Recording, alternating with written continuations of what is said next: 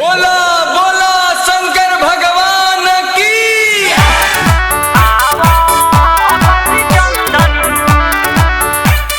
Music by Rajesh सहनी। आकर्षण films present. Ramnagar Bagaha घिचता चिलम हो, बेटिया लौरिया जनी कर जा बिलम हो। जुआ सुगौली बाटे नहीं कम हो, लाइन में लागी के चल जा बम हो। हवा कति चंदन धरिहा जल दंदन, हवा कति चंदन धरिहा जल दंदन।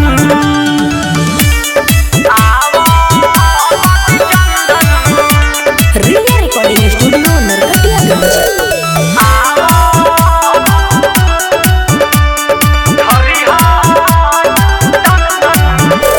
हंसठी चनपटिया के बम सारा लगावत चल जनाला हो। कहोदरा जमुनिया के बम सुन बाड़े बाबाजी सहारा हो। हंसठी चनपटिया के बम सारा लगावत चल जनाला हो। कहोदरा जमुनिया के बम सुन बाड़े बाबाजी सहारा हो। सावन के देखो ना बरस फुहारा, ननका रे मोतिहारी के जाता लोग सारा। गोखुला या मथुरा ना चौहता वे बाड़ा, मैना डर पकुहावा बसाथे में खाड़ा। आवा कति चंदन धरिहा जल दंदन, आवा कति चंदन धरिहा जल दंदन।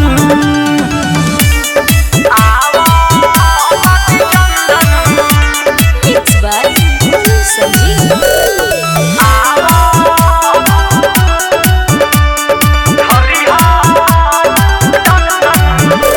हसिकटाया बल थर के लोग सुनो, जाता ने ओने घूमत हो। गाड़ी पूरा इनिया के बम सारा डीजे बजाता वे झूमत हो। हसिकटाया बल थर के लोग सुनो, जाता ने ओने घूमत हो।